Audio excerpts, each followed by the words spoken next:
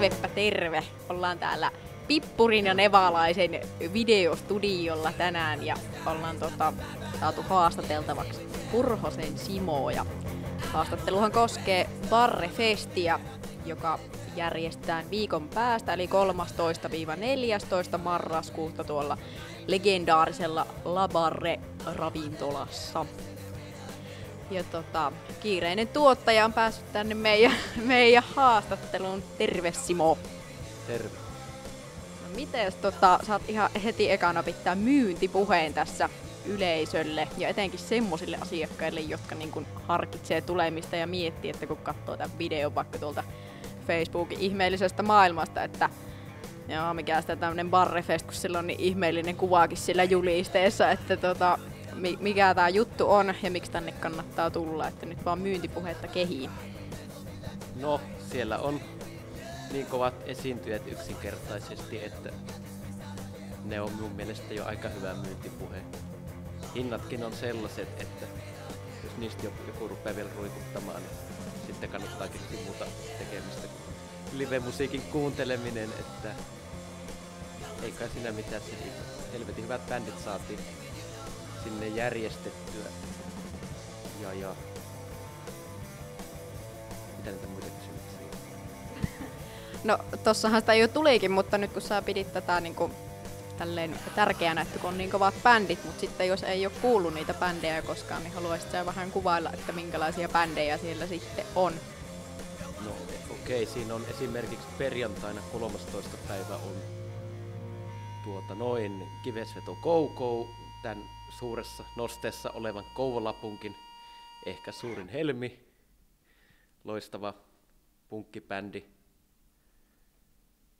Sitten on Jukka Nousiainen, joka on varmaan jopa suurellekin yleisölle vielä enemmän tutumpi Räjäyttäjistä ja Jytämimmeistä ja omastakin soolotuotannosta paljon hypetetty levy, ja onhan hänkin loistava artisti, joka hirveällä sattumakaupalla sinne saatiin niin kuin melkein kaikki muutkin esiintyjät. Ja sitten on vielä Seksihullut, mikä on aivan mainio bändi myöskin.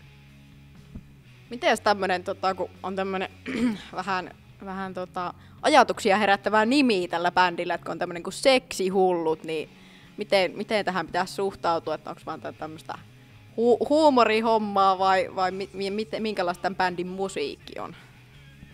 No se on sellaista,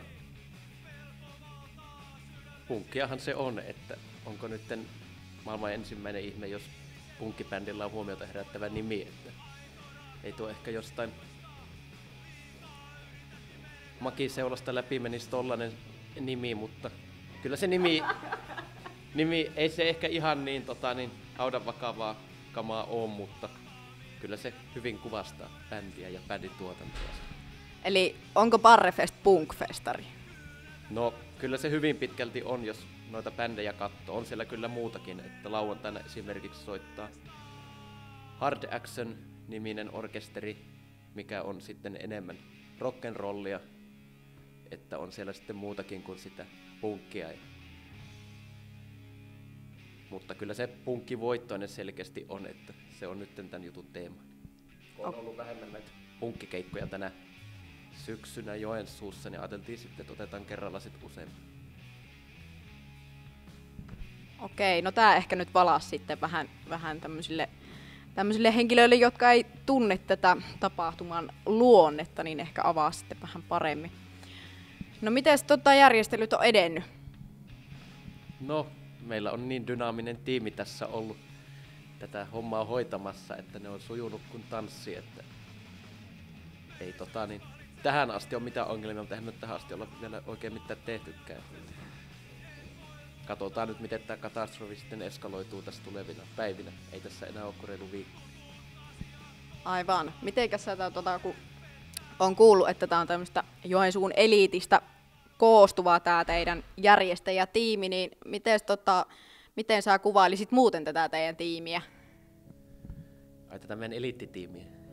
Kyllä. No mitähän siitä nyt kertois? Siinä on huippuosaajia monilta eri aloilta, että yksi Jenni siinä on kaikkensa tekemässä. Sitten on musiikista ja levyeskoilta tuttu Karri, muun muassa DJ-hommissa, ja sitten on myös mainiota Ripple-lehteä ja radiota toimittava Jesse myöskin yhtenä DJ:nä siellä ja käytännön järjestelyssä auttamassa ja kaikkea tälleen. Kyllä siinä on timanttinen porukka.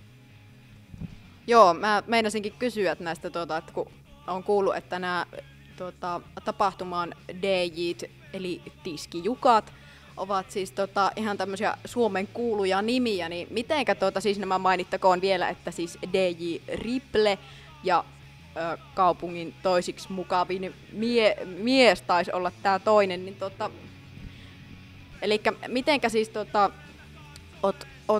ootte saanut nämä tyypit tänne teidän artistikattaukseen lisäksi? Ai siis nämä tiimiläiset? Ei siis, enhän tiennyt, että he ovat tiimiläisiä, kuulin vain, että ovat Suomen kovimpia tiskijukkia.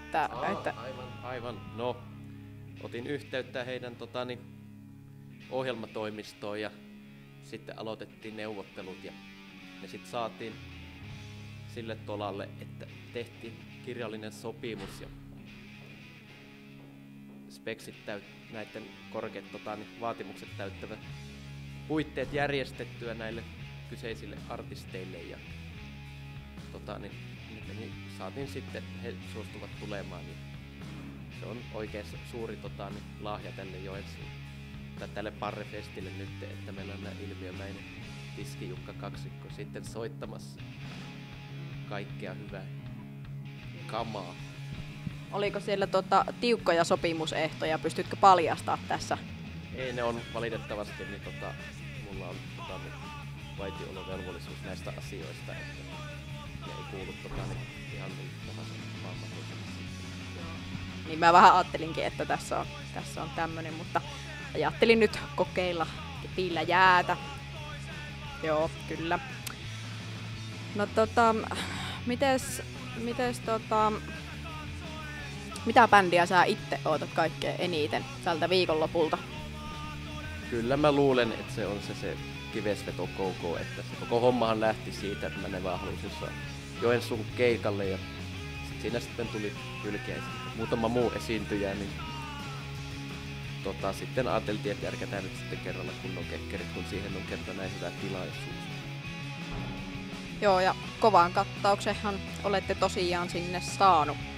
No mites sitten lauantaina soittaa kovat arvot ja oot itse sitten rumpalina tässä kovassa yhtyeessä, niin mites sä kuvailisit teidän musiikkia? Uhkaava. Ihan näin yhdellä sanalla, kun tämä riittää. Joo, ei se tässä sen pitää tarvita, että se kertoo kaiken oleellisen. Uskaltaako sitä tulla sitten katsomaan? Se on ihan kuulijasta itsestä kiinni, mutta kyllä se kannattaa käydä tsekkaamassa. Mä ainakin itse olen siellä. Eli naisia tulossa paikalle sitten ilmeisesti. Ihan kun olisi joku Tauskin keikka. Niin. Aivan.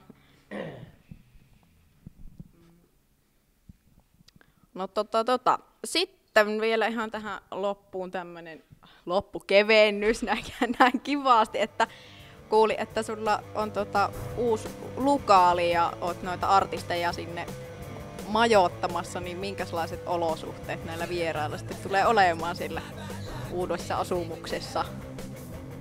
Siellä nyt kuuluisassa asumuksessa, niin en tiedä miten tää meni minun sisustuksesta puhumiseen tää haastattelu, mutta tietysti siellä on ihan huippuvuodet oltava. Kuinkas muutenkaan. Elikkä ei tarvitse ihan Savimajaan meidän artistien sitten majoittua. Ei tarvi, että toivottavasti nyt saisi suurimman osa esiintystä silti muiden tiimiläisten mua työnnettyä, kun ne voi ehkä jopa jonkun tyydynkin tarjota, mutta kyllä sinnekin on aina ovet avoimia. Aivan. No eiköhän päästetä nyt kiireinen tuottaja pinteestä ja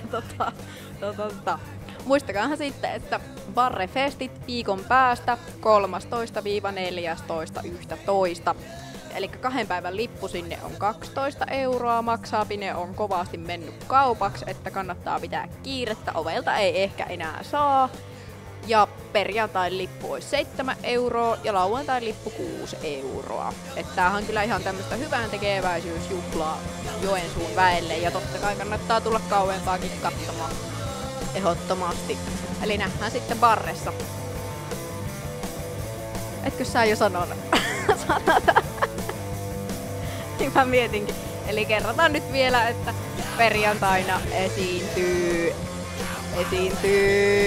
Kivesveton Go Go, Jukka Nousiainen ja Seksihullut. Ja lauantaina onpi sitten Hard Action, Acid Trans ja Kovat arvot. Tervetuloa!